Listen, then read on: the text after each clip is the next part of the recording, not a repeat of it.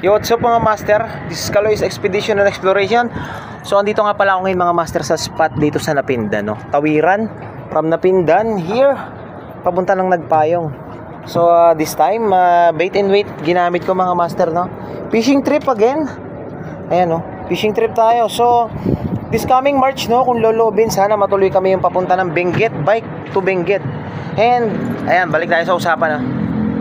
So nag-bait and weight ako ngayon mga master, pangalawang tab ko ng BSF na to. Nilipat ko lang ng lalagyan mga master.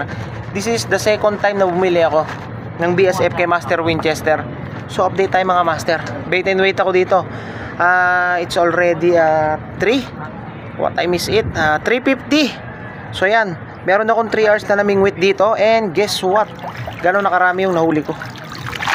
Ayan. Meron po siyang mga nasa, ayan, ang laki pa ng isa.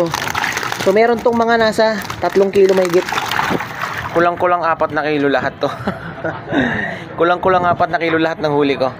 Ayan, so sa mga gustong bumili ng BSF Larby mga master, message nyo lang si Master Winchester. Ilalagay ko sa comment or sa description yung kanyang pangalan. So message nyo lang siya, PM nyo siya, maski sa Facebook, no?